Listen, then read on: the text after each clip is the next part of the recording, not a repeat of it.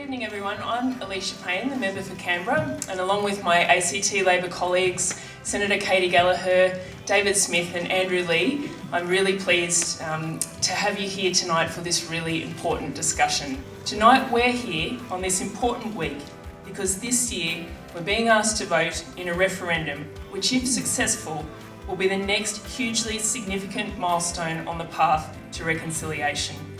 I speak of hope.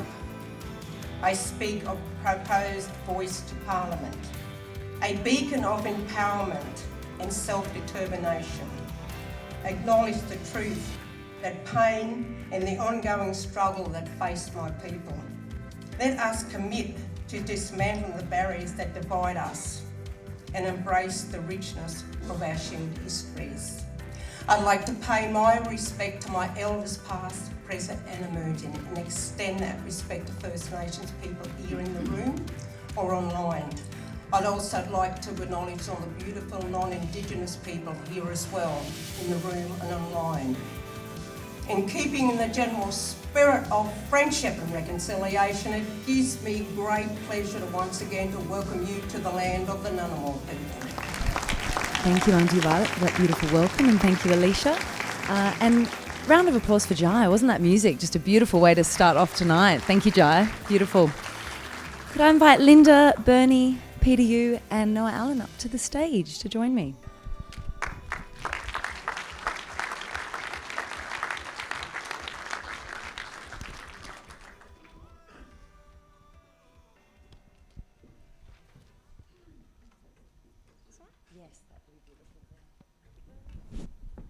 All right. Well, can I say, Canberra crowd, very punctual. Wow. We're doing these events all around the country at the moment, and a 6 o'clock start normally means about a 6:15 start in Sydney, and you don't expect for a packed house. So fantastic turnout. Thank you to everyone for being here. My name's Bryony Benjamin. It's my pleasure to be your MC tonight, and welcome to everyone joining us online. Wonderful to have you here. This is obviously our Voice Community Forum for Canberra and hosted by our fabulous MPs tonight. We've got, as was said, but I'll just say it again, Alicia Payne, David Smith, Andrew Leigh and Senator Katy Gallagher. So I just wanted to recognise the traditional owners of the land we're on and that sovereignty was never ceded, and pay respects to elders past and present. And that respect is at the heart of this conversation today, and I ask that we all honour that in our participation. I'd like to start by inviting David Smith to the stage. Yeah, give him a round of applause. Let's do it.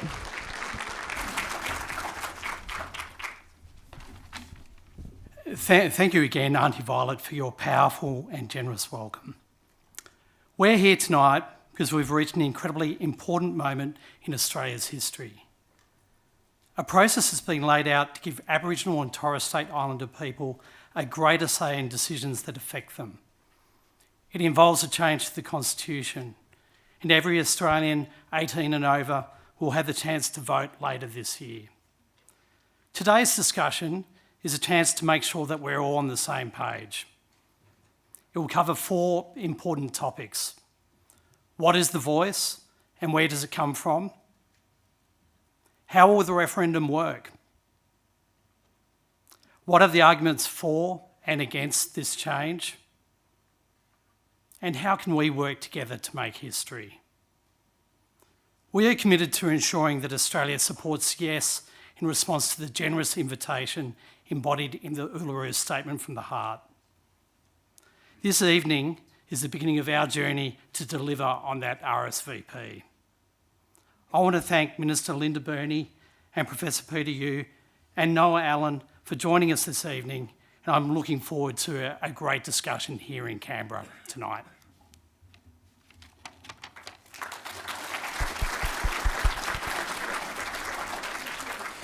Okay, so we're using a special feedback tool tonight. So normally this is when I'd ask you to put your phones away, but I'm going to say get them out, please. There is going to be a QR code popping up at any minute on the screen.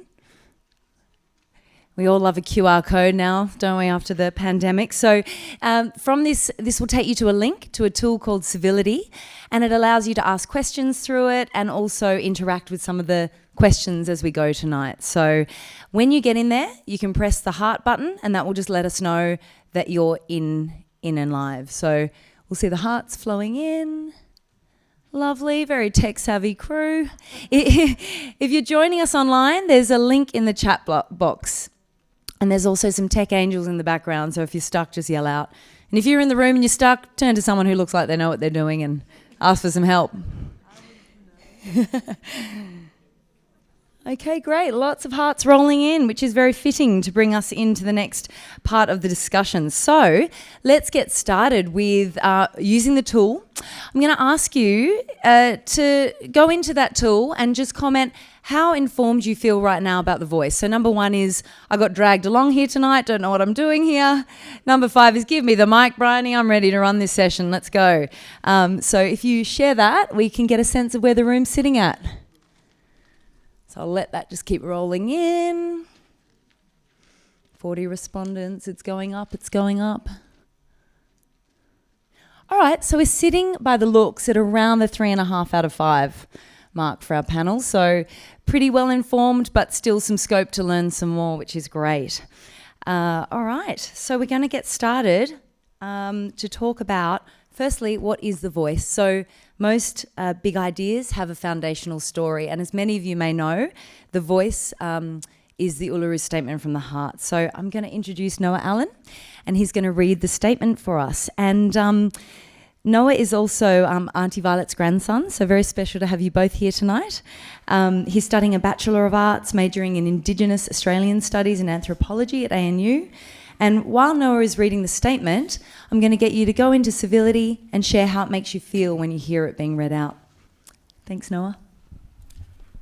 We gathered at the 2017 National Constitutional Convention, coming from all points of the southern sky, to make this statement from the heart. Our Aboriginal and Torres Strait Islander tribes were the first sovereign nations of the Australian continent and its adjacent islands, and possessed it under our own laws and customs. This our ancestors did according to the reckoning of our culture, from the creation, according to the common law from time immemorial, and according to science more than 60,000 years ago. This sovereignty is a spiritual notion, the ancestral tie between the land, or Mother Nature, and the Aboriginal and Torres Strait Islander peoples who were born therefrom remain attached thereto and must one day return to there to be united with our ancestors. This link is the basis of the ownership of the soil, or better, of sovereignty. It has never been ceded or extinguished and coexists with the sovereignty of the Crown. How could this be otherwise? That peoples possess land for 60 millennia and this sacred link disappears from world history in merely the last 200 years. With substantive constitutional change and structural reform, we believe this ancient sovereignty can shine through as a full expression of Australia's nationhood. Proportionally, we are the most incarcerated people on the planet. We are not innately criminal people. Our children are alienated from their families at unprecedented rates. This cannot be because we don't love them. Our youth languish in detention in obscene numbers. They should be our hope for the future. These dimensions of crisis tell plainly the structural nature of our problem. This is the torment of our powerlessness. We seek constitutional reforms to empower our people and take a rightful place in our country. When we have power over our destiny, our children will flourish. They will walk in two worlds, and their culture will be a gift to their country. We call for establishment of a First Nations voice enshrined in the Constitution. Makarrata is the culmination of our agenda, the coming together after a struggle. It captures our aspiration for a fair and truthful relationship with the people of Australia and a better future for our children based on justice and self-determination. We seek a Makarrata Commission to supervise the process of agreement making between governments and First Nations and truth-telling about our history. In 1967, we were counted. In 2017, we seek to be heard. We leave base camp and start our trek across this vast country. We invite you to walk with us in the movement of the Australian people for a better future.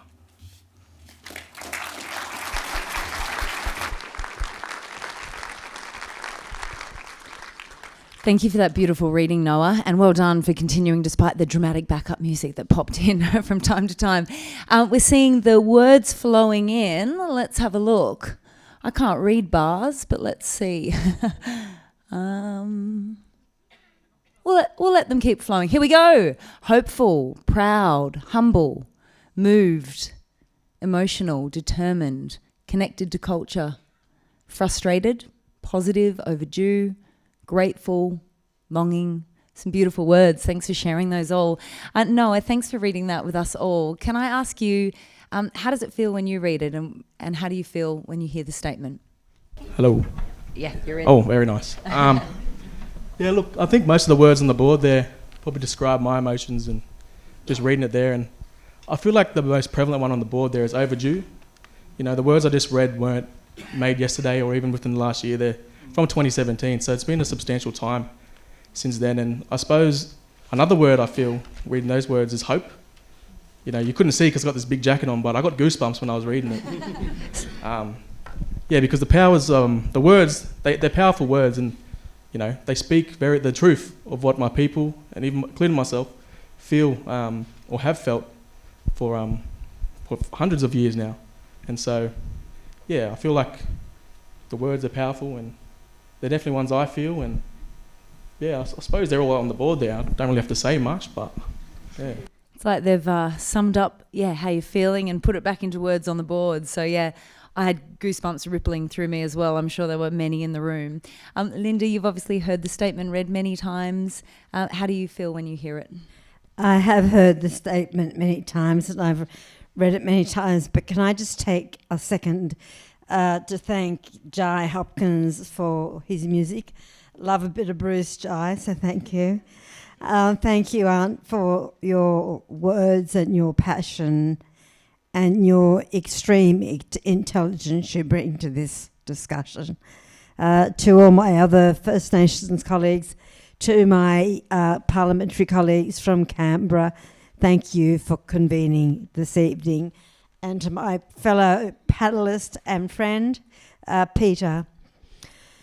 Look, when I hear that statement, and I have often quoted that statement myself, and remarkably, I've just come back from Uluru with Esme and some others, where we heard that statement read out by Megan Davis, who was the original person who read it out at the Mudurjulu community.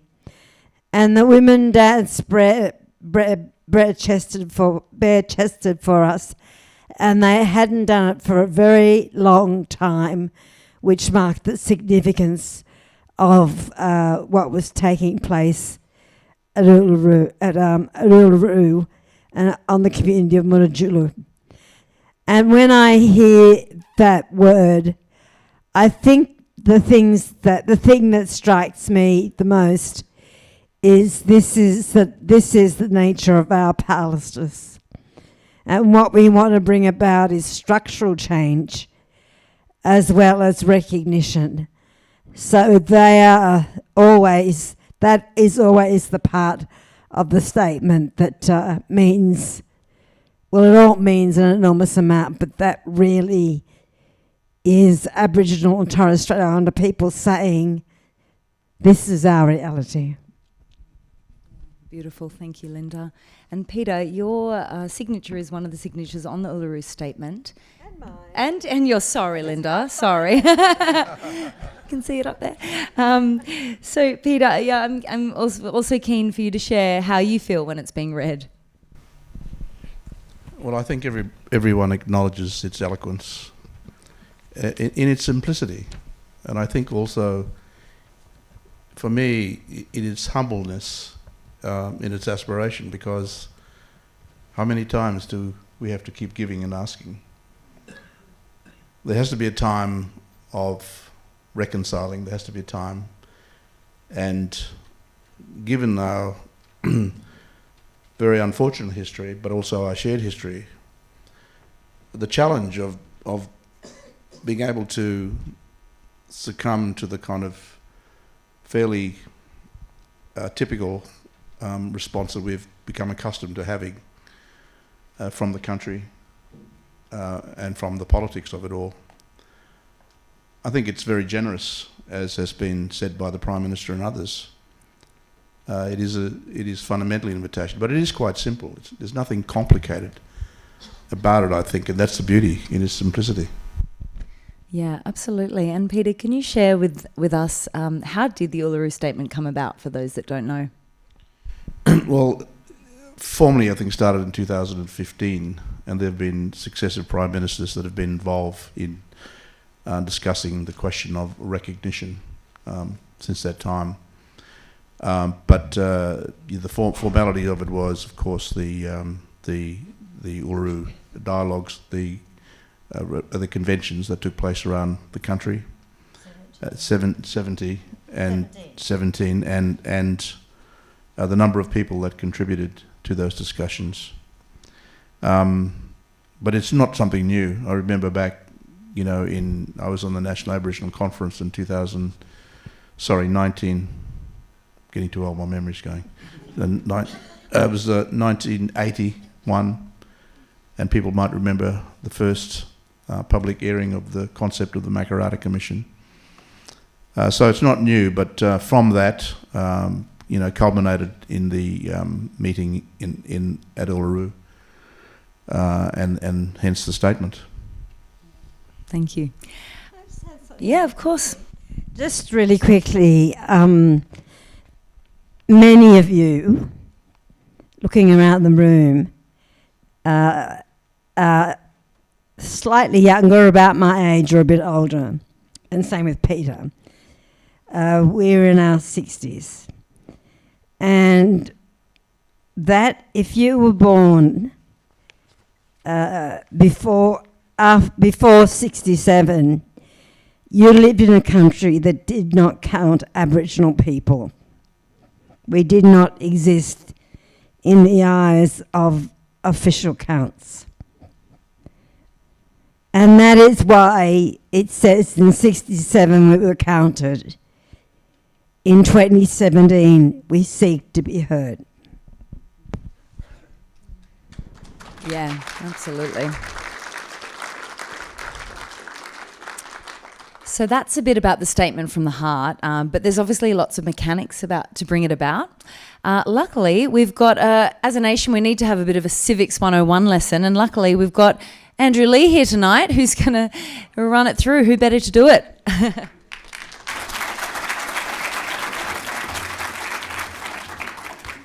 Well, thanks, Brian. Can I acknowledge the traditional owners of the land on whose lands we're meeting tonight and pay my respect to all Indigenous people present tonight. It's important to have a lawyerly voice, and apparently having been a lawyer 25 years ago qualifies me for that. So I've been asked just to give a bit of a high-level picture as to what we're doing here. So we go on to the next slide, looking at what is in the Constitution. And this is essentially remembering that what we're being asked to change is the nation's rulebook.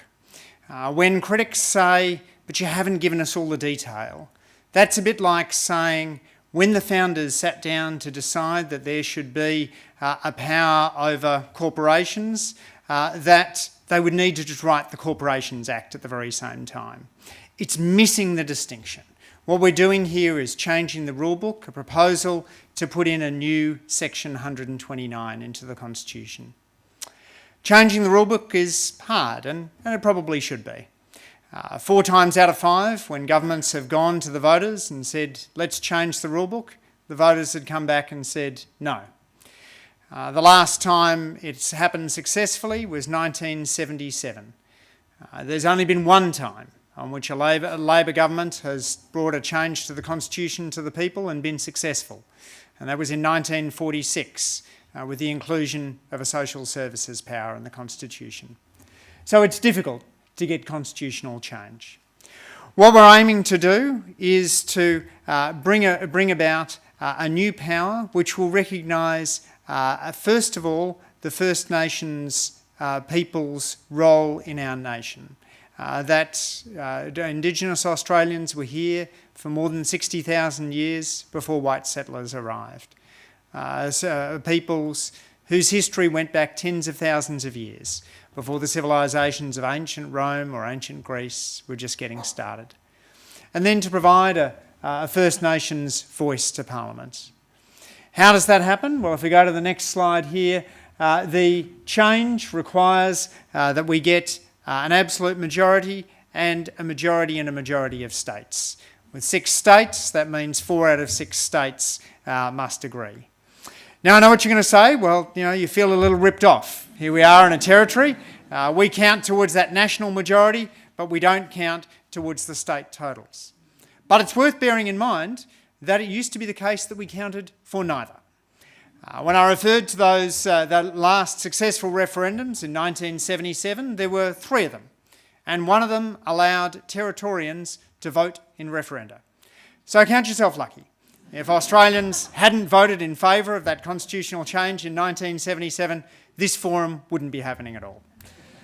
So we will be out campaigning for that change, and for those of you who support the change, it's a task to go out and find those friends and neighbours who might be wavering, who might be sceptical, who might be vulnerable to the claims of the no case, and just to bring them over the line, to acknowledge, to talk to them about the fact that this body won't have a veto, won't be a third chamber of parliament, that the details will come in legislation, but that we need to change the rule book before the play on the field can change.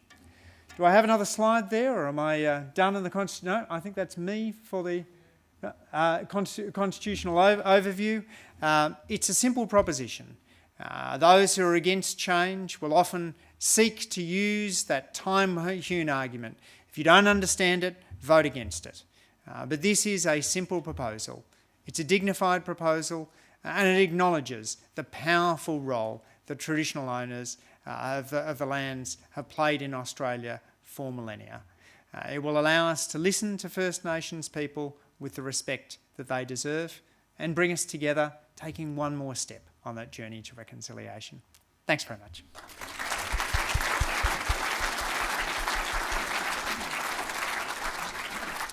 Well, thank you, Andrew, for that short but very important Civics 101 lesson. That was so clear. I felt like I was back at law school for a little bit there. All right, and Linda, we'll pass to you now. Whatever you'd prefer. If it's easier to see the screen, yeah.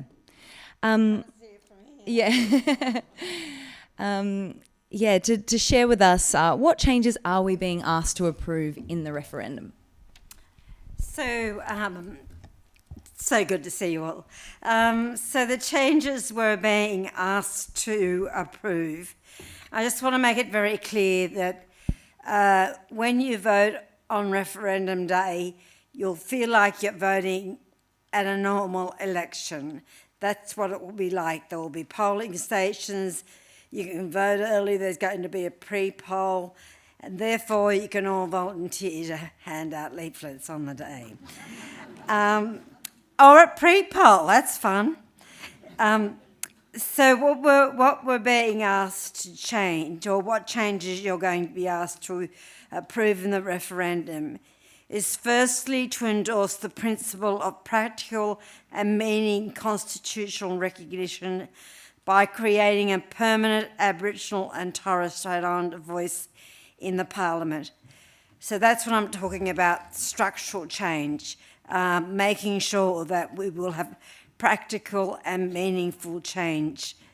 The voice will be able to make representations to the Parliament and the Executive on matters relating to First Nations people, but with Parliament retaining primacy and no power of veto.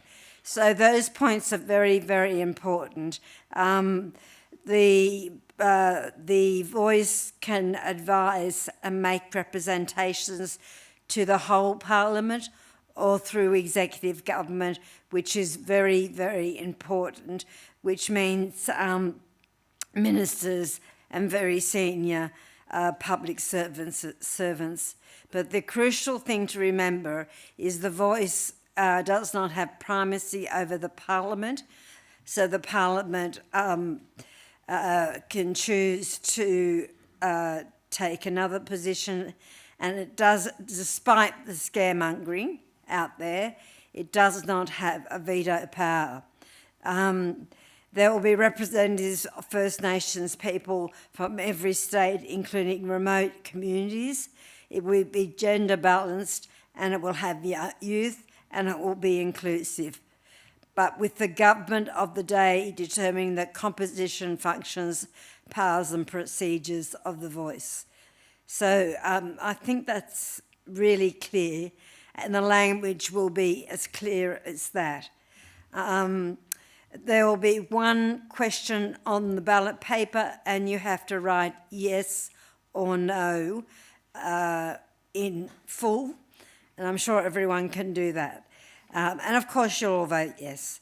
So that's exactly what we're talking about in terms of changes that will be added into 129 that Andrew spoke about in relation to the Constitution. Thank you, Linda.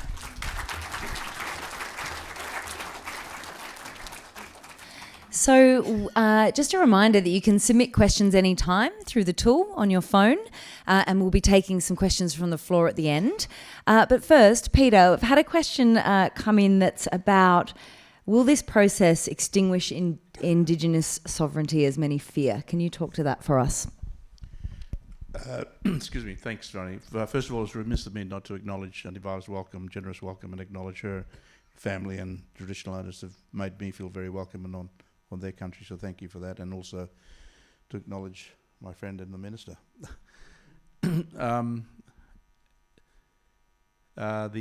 Sorry, can you say that again, the question? Yeah, it's about whether this process will extinguish Indigenous sovereignty as some fear.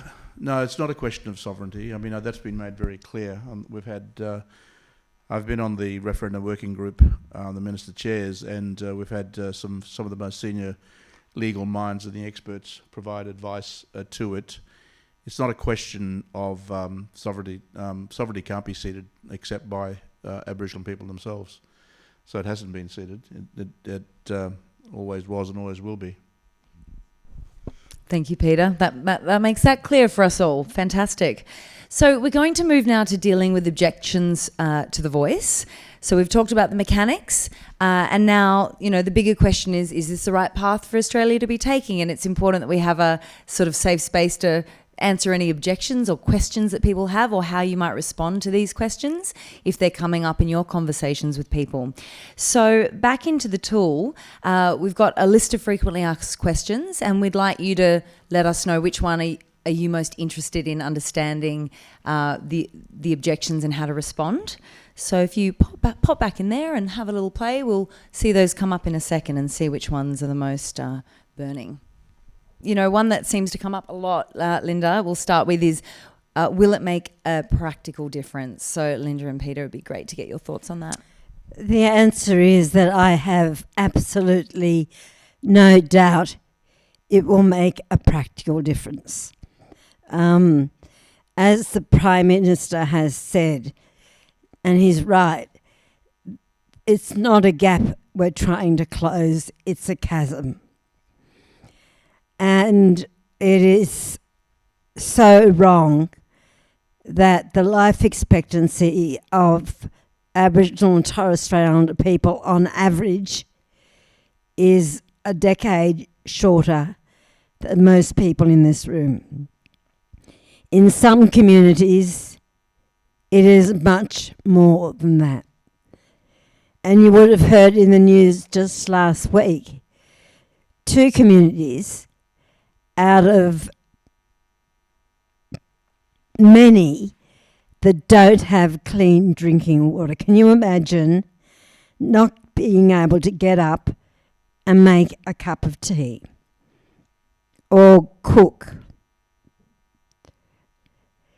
The other thing that is really important is what's said in the Uluru Statement about children languishing in cells, in the removal of children. And this is our chance to make the structural reforms of Aboriginal and Torres Strait Islander people having a say on policies and programs that affect us. It is that simple. and it will mean that there is a permanent body that government and Parliament can look to get advice on the best way to do things, not after the decisions are made, but whilst the decisions are being made. So I've been involved in Aboriginal affairs longer than some of you have been on this earth, and I know it will make a difference. Fantastic. And Peter, did you want to add anything to that? Yeah, I agree with Linda. I think it's going to make a hell of a lot of difference. There's certainly not a silver bullet, but it will reframe the nature of the very convoluted federated system we operate in. And I think it'll have real benefit, not just for the Aboriginal communities, Torres Strait Islander communities, but for the whole country. Yeah. You only have to look at the nature of the way in which programs are designed and developed and the policies around those programs and the lack of participation and input.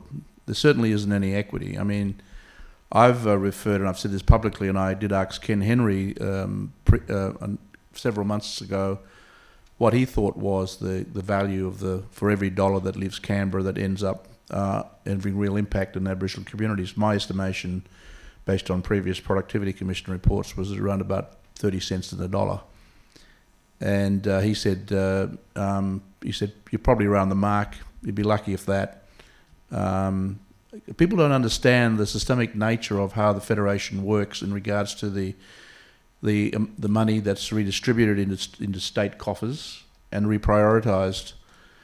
You know, what we have at the moment is a codependency relationship where most of that money goes back into the government via the kind of public service. And it's not a criticism of public servants, it's just a criticism of the system that operates. There's a lack of transparency. I was Senator Dodson's associate on the Royal Commission into Black Deaths in Custody, and it was a question he asked Commonwealth health officials in WA, and they said, well, we don't really... He said, can you do an audit of the spend or the investment from the Commonwealth in relation to, and the impact? And they said, we can't, because we lose track, and that goes into the state. And the states then, there's a kind of false dichotomy, because they say, well, how many people are in Derby Hospital? And they say, and what's the percentage of Aboriginal people? So there's Derby's a population of about 99% Aboriginal people. And they say, well, that's the investment of the state, the Derby Hospital. And so they do that in all their calculations for the prisons, incarceration levels, all those services that are mainstream entitlement services that Aboriginal people are, and they say, well, that's our investment. But I think the other side of it, I think the opportunities here are that as a consequence of post-native title determination era and also the post-land rights era, Aboriginal people have a direct or indirect interest in about 60 to 70% of the land estate in Australia. And across the north, that's probably close to over 90%. And we have a formal legal structure in place about the right to negotiate under the Native Title Act.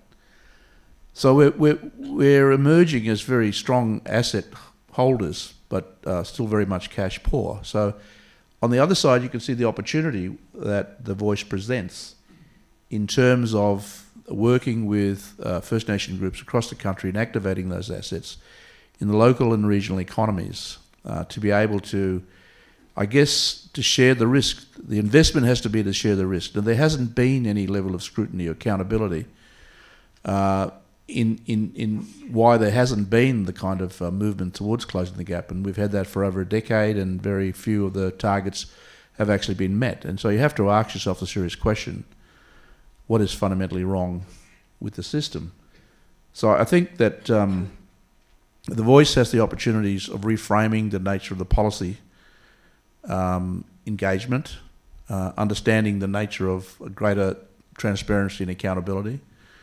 We're the most scrutinised people on earth, and we're expected to be held most accountable when we really don't have much control over that ability to do it. So I think that from a very practical measure, there is a significant opportunity to reframe the nature not only of the relationship, but the structural nature of what we're possibly more capable of delivering.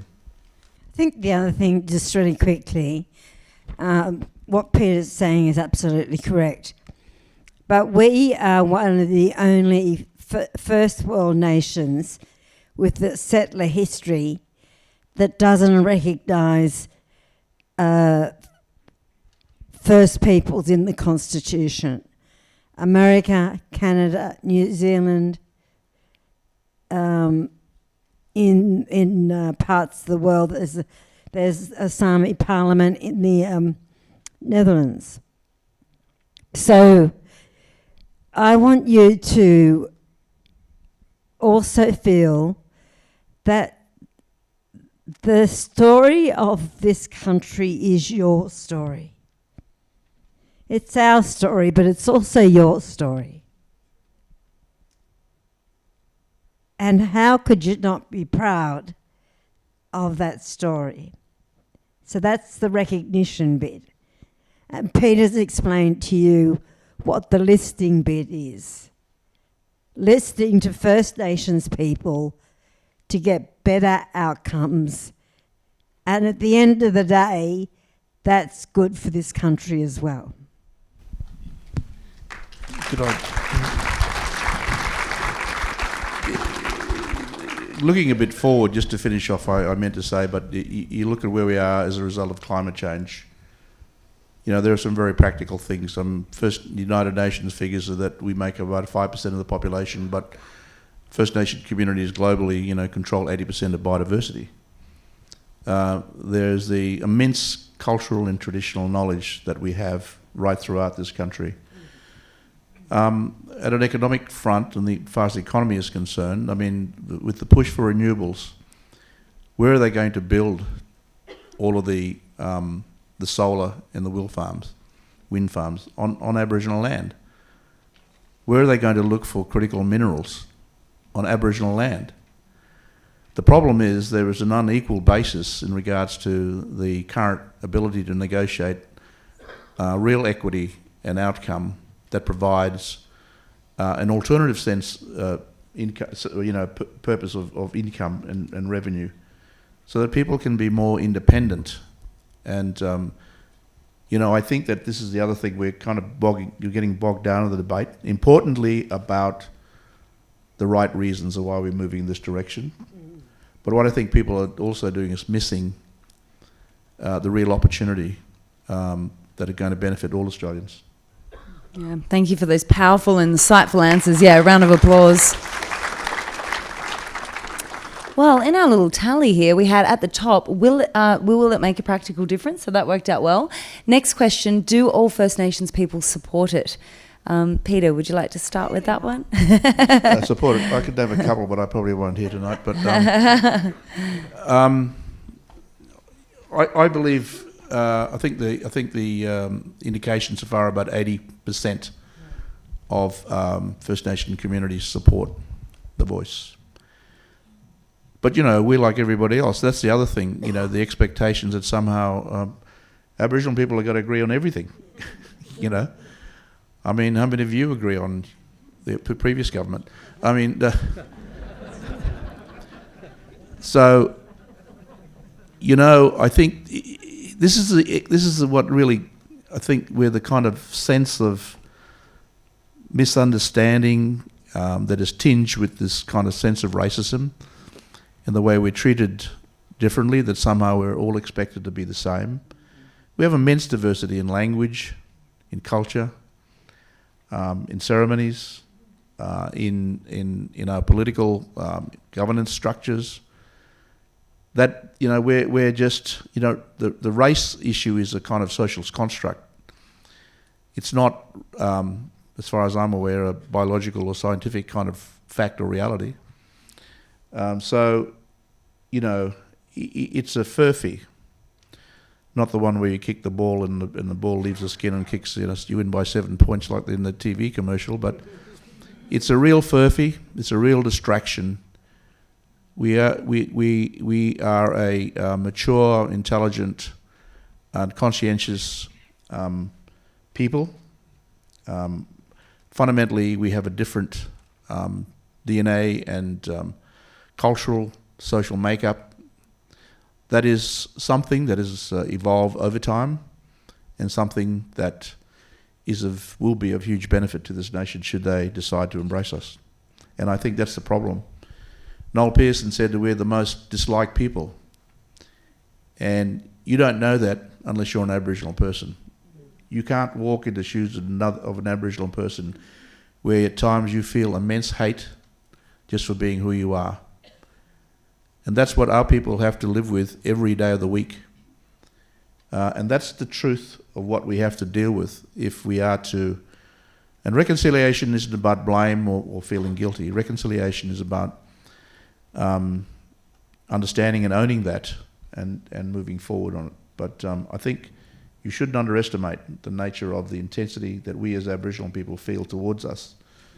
And when you feel that every day of your life growing up, and I guarantee you every Aboriginal person feels that. It doesn't matter where you come from, where you're in this country. But the truth has got to be told. And that's the challenge we have here. Thank you, Peter.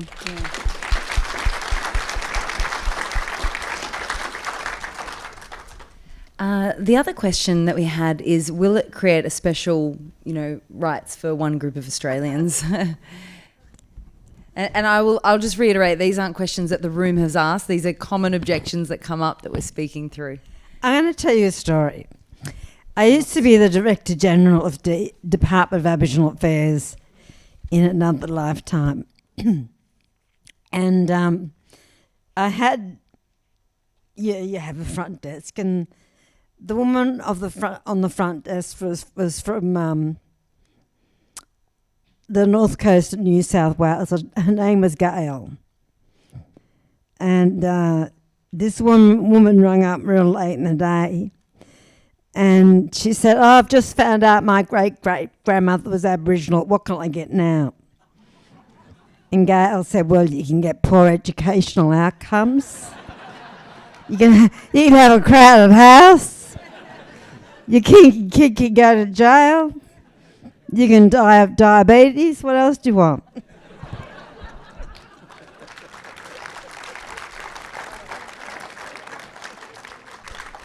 I like the sound of Gail. She's fun. Every front desk should have a Gail. Well, I think that sums that up pretty well, doesn't it? And will it unite or divide us as a nation? It can only divide us. Sorry. That was supposed to be a joke. That's my command of English.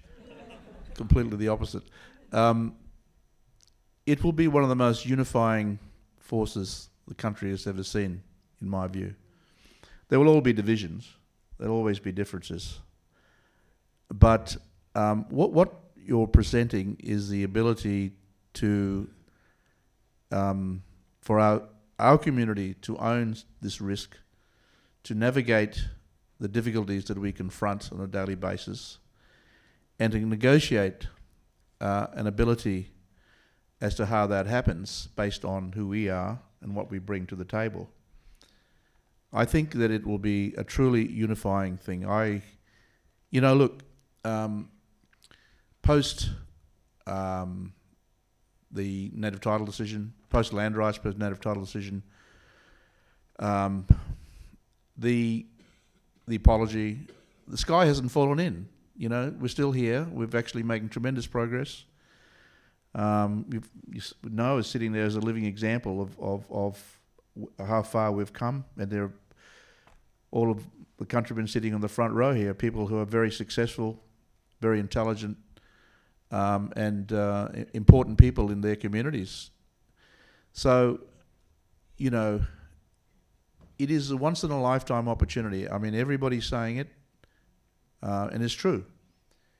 I can't see a downside personally.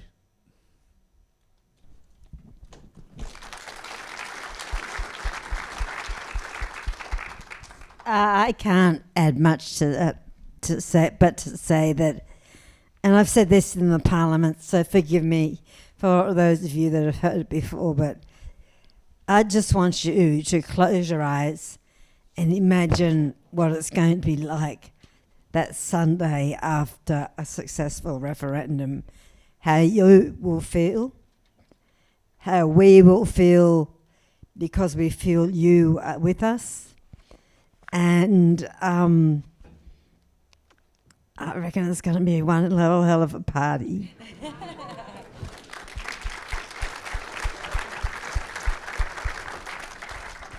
Well, the most unifying moment in the nation's history. Who wants a part of that? That sounds great. And a party, Linda, as you said. All right, we're going to go to some questions from the floor. So I'm not checking Instagram here. I am seeing questions coming in on the tool. So keep them coming in here. But if you do have a question, we've got some people roving with microphones. Oh, we've got a question down the front here. Oh, yeah, go for it.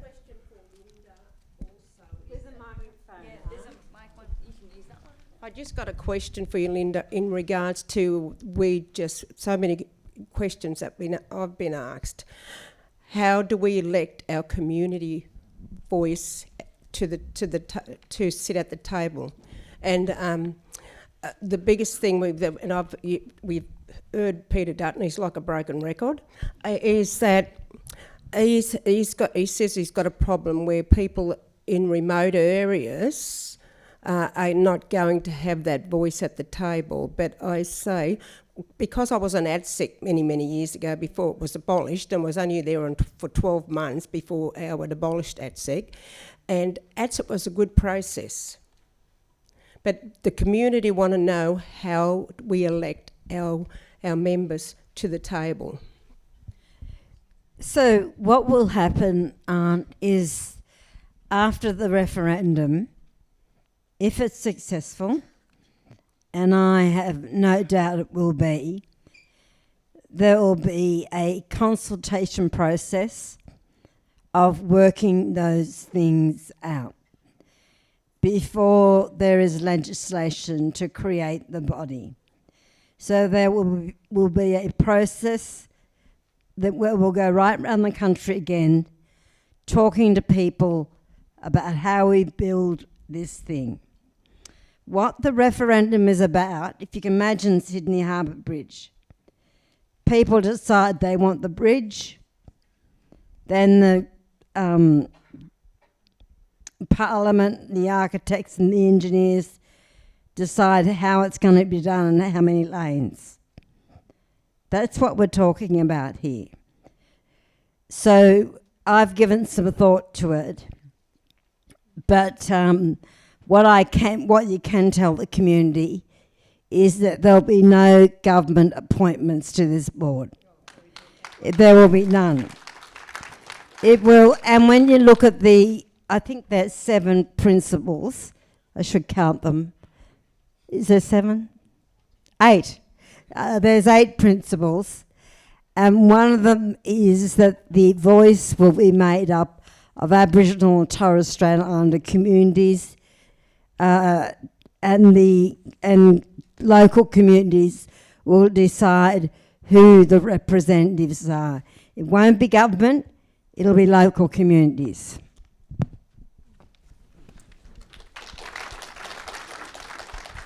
Any other questions from the floor? We've got someone up the back row I can see.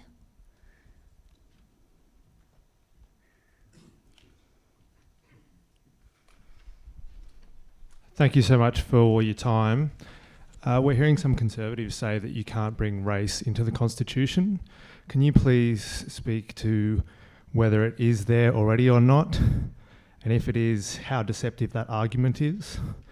And 2, some people are saying that we need a treaty first, but I don't understand who the federal government would negotiate a treaty with if there isn't a representative body. Do you? We'll both answer that. What's your name? Lincoln. Lincoln, I'll do the treaty bit. Peter will do the race bit. So the Uluru statement that Noah read out was sequential. It asked for a voice to be enshrined in the Constitution, and then it asked for a Makarrata Commission, that will oversee a national process of agreement and treaty making. If there is going to be negotiations around a treaty, and there already are a number of negotiations happening across the country. The two that are a long way down the track are South Australia and Victoria. But you've got to have someone to negotiate with. And obviously, the Voice would have a role in that. And the other thing is this, which people conveniently forget. A treaty takes about 10 to 15 years to negotiate. The most recent contemporary treaty was in British Columbia. It took 15 years. Quite frankly, I don't want to be sitting around in 15 years' time. Well, I mightn't even be around in 15 years' time, and not having a voice to the Parliament. So it's sequential. It's what the Uluru Statement says. The Prime Minister has repeated every time he stands up that we are committed to the Uluru Statement in full. And why people can't hear in full, or if they do, they conveniently forget it, is very frustrating.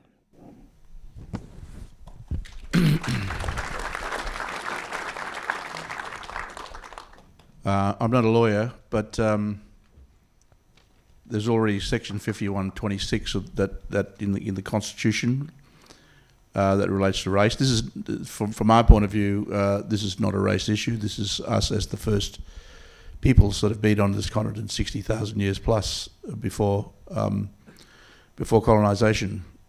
Secondly, and the 5126 also is referenced in Clause 25 of the Constitution, so it's already there in the Constitution, and the from my limited understanding of history, that was one of the key matters of negotiation in the constitutional conventions in the late 1901, 1897, that led to the Federation of Australia, because that was the clause referring to allowing states to discount or not count votes on the basis of race. And largely it was because of, and as I've, not a historian as well, but having studied it on the basis of the impact it has on us as First Nation peoples, because Parkes, who's seen as the godfather of federation, had difficulty convincing New South Wales, particularly in regards to their economic patronage from Mother England, that they didn't necessarily want to share the wealth with the emerging state colonies, and so the quid pro quo, as it goes, was Clause 25, so that the first act of Australian Parliament in Melbourne, 1901, was the Immigration Act, of course, which was the White Australia policy, and that's still there today. So there are others more knowledgeable in this area than me, but it seems fairly logical, given that the whole basis of our non-recognition is around who we were as Aboriginal people, but also, we have to understand history is an important lesson here as well too, because we don't, how many in the room here would know that the 48 apartheid regime in South Africa came from our laws here in Australia, in Western Australia. I still live on an Aboriginal reserve in Broome, where we had to be outside of town at 6 o'clock curfew. My mother had to apply she didn't, but she was required to apply to get a dog ticket, which meant that she wasn't allowed to speak a language or associated with her family, and to be an honorary white, and she had to have a work as a maid for a white family. So that's the 1905 Aborigines Act, the 1944 Aboriginal Citizenship Act in Western Australia, the Queensland Act, and the Canadian Reservation Act. So when you think about history, the collusion with the colonial administration Canada, Australia, South Africa, and other places. These are the fundamental premises of the birth of the nation and the denial of our people. So the referendum and the voice is not just the question of a mere advisory body that has no power of veto on the government, but it's really a reconciling to an extent of a key fundamental on the birth of the nation. We have to understand and see that the ongoing and systemic trauma that we have to deal with is going to take a long time, but a lot of that has been under the presumption of a racist ideology and a racist framework in which governments have deliberately established these control measures for the denial of our fundamental human rights.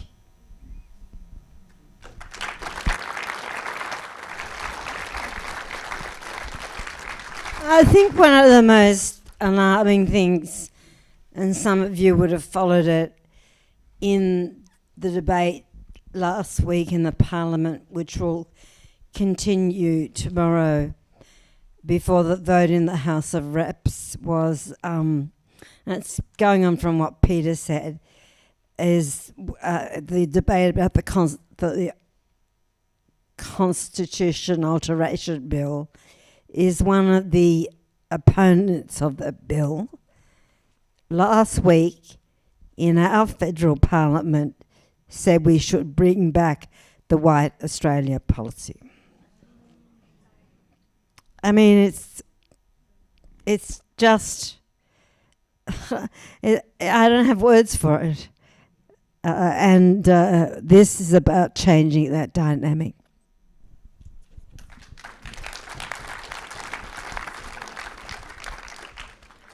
We've had a question come in online, so we'll bring the mic down the front here in the interim. But in the interim, I'll ask this question.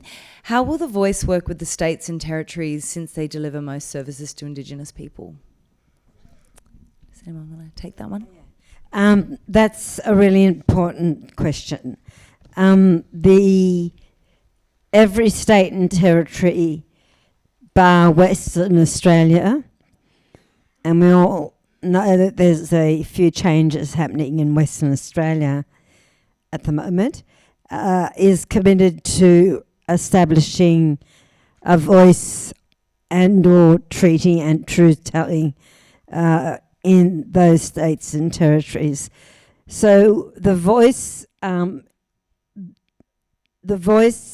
a federal level will need to be very cognizant and work alongside what states and territories have in place. It's not about over usurping it or being over the top of it. It's about working alongside. It's also about working alongside established Aboriginal organisations and traditional structures. And that term, traditional structures, is really important. States and territories do deliver a lot, and Katy knows this more than anyone, deliver a lot of the services, but this is a voice, and if you look at the amendment to the Commonwealth Parliament, the federal parliament, and that's really important. But obviously we work closely and alongside what's going on at state levels and territory levels as well. I think the fundamental premise of the Kalmar-Langton report was from the kind of bottom up in terms of representation of regional local voices, and obviously, as Linda has pointed out, there will obviously have to be very specific matters that are dealt at the state level. But I think in another way, it's potentially a double advantage, if you like, at the Commonwealth level. There's nothing, obviously the further problem in the Constitution is the division of responsibility. The two things that drive people as human beings is governments making laws for the well-being, inverted commas, supposedly of our people, but you also have the state having responsibility for land administration. and the two most kind of normal things in a human being's life is about, an Aboriginal people's life particularly, is our connection to country, our responsibility and the imperatives that we have to ensure that we sustain that relationship. And you've got the Commonwealth who has the responsibility for making laws for us as peoples. And that's always been a tension in the political relationships that have happened. If you look at the history of First Nation Aboriginal communities, Torres Strait Islander people asserting our interests. But it doesn't stop the Commonwealth establishing national standards, and so that how those standards apply. I mean, you have is the National Cabinet still going? That there's no reason why the National Cabinet isn't able to interface and interact with the jurisdiction. That look at what those national standards are, and both governments, but also the voice representation has a responsibility and a role in that respect. Yeah, we've got a question down the front here. Our fabulous mic lady is coming in. Thank you both for your generosity in sharing your wisdom with us.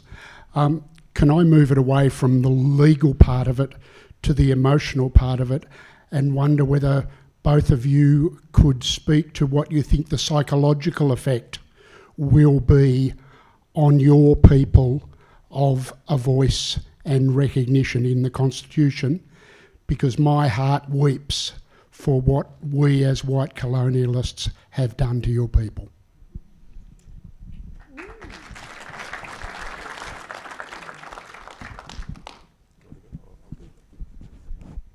That's a very good question. But like in every situation where there's a lot of hurt, and as I've mentioned previously, dealing with systemic trauma, there is always going to be a level of cynicism, given that the kind of myriad of broken promises over a very, very long period of time. And so what you have is a compounding of that generational trauma, because it's built up on expectations that when somebody tells you something and says they're going to do something for you, and people, Aboriginal people, Torres Strait Islander people, take it to heart. So there's a good side of that as well. So we've got to get over that cynicism. But people will be sceptical. But I think overall, people will be overjoyed. I can only point to the apology 2008 and the Prime Minister Rudd's apology, that it was a hugely emotional and psychological shift in our community. Well, first of all, for the government of the day to make that apology. But in any kind of situation, you have to establish your bona fides. In any disagreement, argument, it's very nice to apologise, and we had a lot of apologies today and everything. But you wonder what the substantive nature of that apology is in terms of the behaviour past that.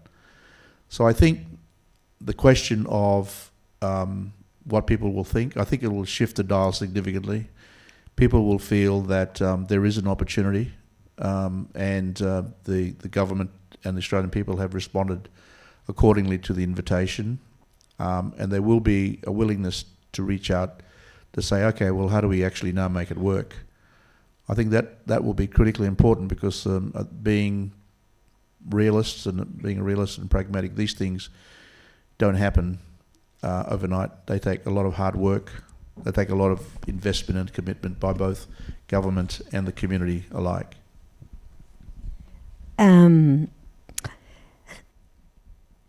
I'll answer that by another story. And by the way, yesterday was the 25th or 26th anniversary of the Bridge Walk. And it was 23rd anniversary. In 1988, the bicentennial year, I think, Peter, you were there. I will never, ever forget this as long as I live. So on the 26th of January, the late Reverend Harris and the late Kevin Cook led us on an amazing journey. We had the walk for freedom, justice and hope. And convoys of Aboriginal people came into Sydney. They met at all the main highways, and there was a convoy that joined up and came out to La Perouse. We were waiting at La Perouse. It was light rain. Had my 2-year-old on my back. And I'll never forget it. And we met up at Redfern Park on the 26th of January and walked down Elizabeth Street and under the Eddy Avenue tunnel. I never remember the park near Central Station, but that's where we met up. Which one? Belmore Park. And I'll never forget walking under Eddy Avenue and hearing the clapping and the cheering coming from Belmore Park. And that's where we met Not in Aboriginal Australia, and they walked on with us to Hyde Park. And that was the first time in my life, and I was 30-something, where I thought, God, they're with us. It was amazing. And that is what it's going to be like 30 times over the day after the referendum.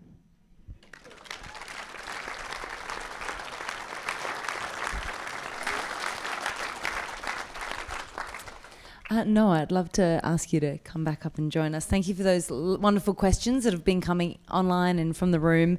We're going to move to our final section about how do we make history. So back into our tool. You guys are very well versed on this by now. You can just let us know now. There's 3 questions for you to look at. How well you now feel informed about the voice, whether you support the voice, and if you'd like to actively campaign. So we'll just wait for a few more responses to roll in. It's looking good so far.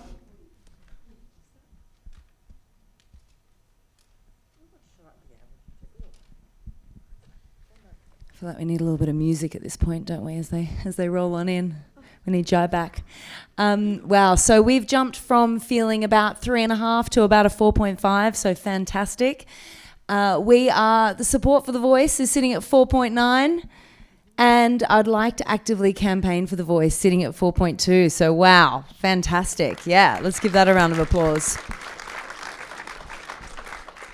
I'm going to ask Alicia to come up now and share with us, if you, as so many of you have said, want to get involved, do more, what's next? What do you do? So Alicia's going to share some of those ideas with us.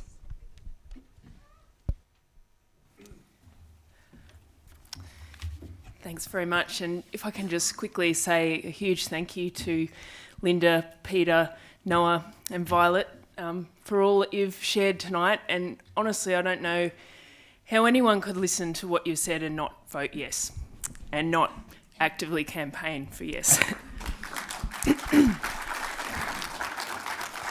So as I said, this is not, the Uluru Statement did not come from politicians. It came from the grassroots. And the campaign must continue to come from the grassroots to be successful. So there are simple things that you can do from here to get involved, to be part of this journey. First of all, you can sign up to Yes 23. This is how you'll keep informed about further events like this and other campaign activities as the year goes on. The campaign is all about giving you the tools to build your own community networks, from creating a roster to hand out flyers at your local shops or schools to sharing information with your networks on social media. The campaign is also rolling out special volunteer programs. One is called Together Yes, a project to encourage people to hold discussions with friends and family in their own home. And there'll also be volunteer training that will allow you to support the campaign as we approach the referendum and canvassing and phone banks. One of the most important things you can do is to make a personal commitment to be an ally of First Nations Australians in this campaign. We know that the majority of Australians are inclined to vote yes. They just need to be reassured that they are doing the right thing and that it will make a difference, and that it is what First Nations Australians have asked for. So informing yourself and being prepared to have conversations with your own family, friends, co-workers is so important.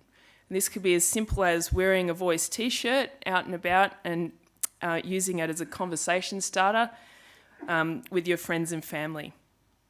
It's also obviously very powerful when people actually read the Uluru Statement if they haven't seen that or read that. And it's only short, right? It's an incredibly powerful statement. So you might like to print out copies of that statement and ask people to read it, or better still, read it with them and discuss what it means to you in the way we have discussed it today. There are some fantastic videos online of people like Thomas Mayo reading it, and it would be great to see that in everyone's social media feeds. You don't need to be a constitutional lawyer to support the campaign. You just need to be prepared to accept the invitation at the core of the statement, to walk together to a better future. Thanks.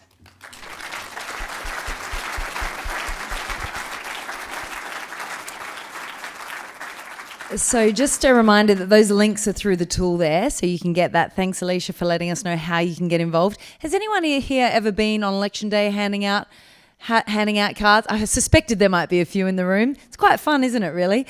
So lots of opportunity to get involved. And, you know, as they say, you don't have to be a constitutional lawyer, thank goodness. You also don't have to be an influencer. The average Australian has about 300 followers. You are an influencer. You're all influencers. So let's flood those social media feeds. Before we wrap up, I just wanted a final reflection from each of the panellists, and thank you for your wonderful contribution tonight. And Linda, you did speak to it a little bit before about what it might feel the day after the referendum if we wake up and it's that yes vote. How will that feel to each one of you? Well, I'll be ready for a holiday. I've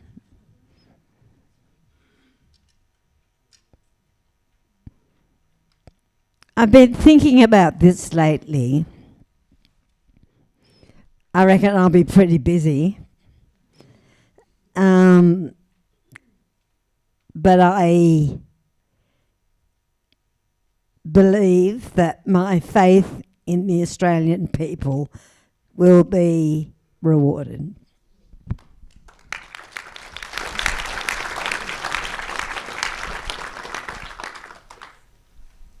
I think there'll be some excitement, but you know, when you we should enjoy it for that moment. I think that's right. But like Linda, we're already thinking about that day and planning for what it means in terms of our ability to take advantage of the support in the most positive, you know, constructive way. And I think that, yeah, but from a personal level, I think we'll all enjoy it. But, you know, life goes on. When you get a bit old, you get a bit kind of, you think, well, you know, you're lucky you get up in the morning. So, so I think, but for me, importantly, is always been what happens the day afterwards. We always have to think about what happens because the work always starts the day afterwards. You know, so that's the critically important thing. So, in what we do here at the university is we're already thinking about that, and you know, I think universities have a very important role to play in terms of how it might contemplate its immense expertise and people that are available here to work with us in the reconstruction of the nature of the ability to facilitate the opportunity that's been provided by the success of the Voice referendum. Thank you.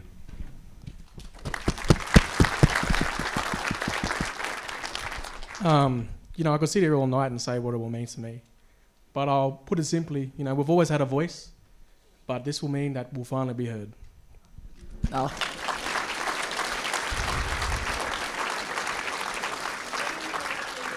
Well, isn't that a wonderful line to sum things up on? For the final word tonight, I'd like to pass over to one of our hosts, Katy Gallagher, to wrap us up. Yeah, round of applause.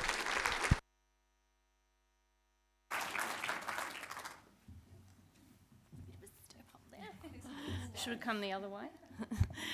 Thanks very much, Bryony. And I think I've got the easiest job here tonight, which is really to thank all of you for coming out. Thank you for your time and the fact that you've taken that time to come and listen and pay respect to all of our wonderful speakers here tonight. I'm always a proud Canberran, but it's times like this I'm even prouder. And I think if we could change the constitution just to ensure that the good people of Canberra decided everything.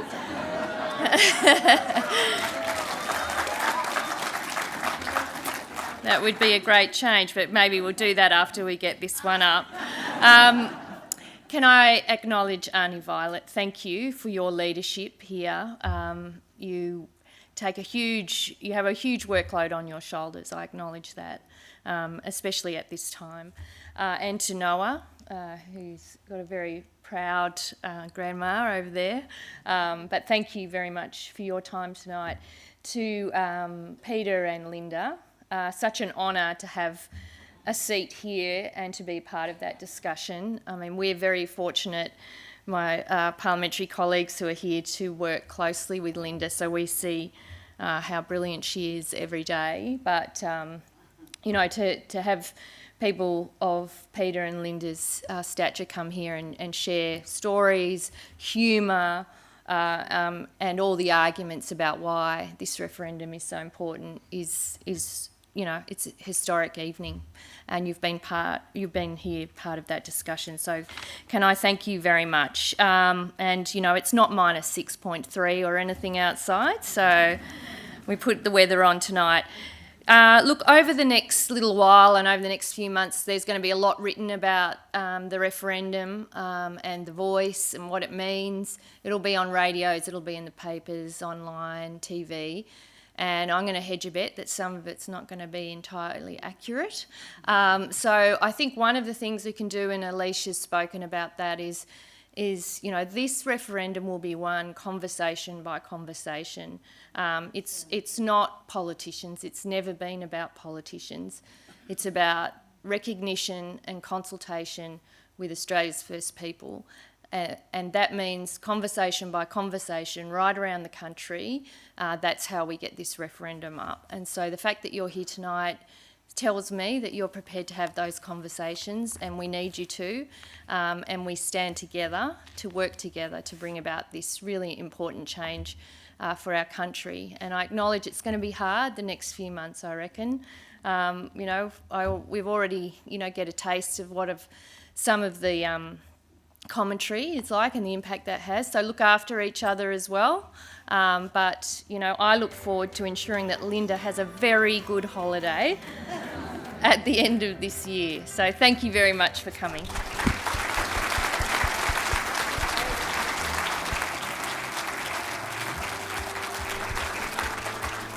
Well, that brings us to a close. Conversation by conversation. Let's do this. Thanks for coming, everyone.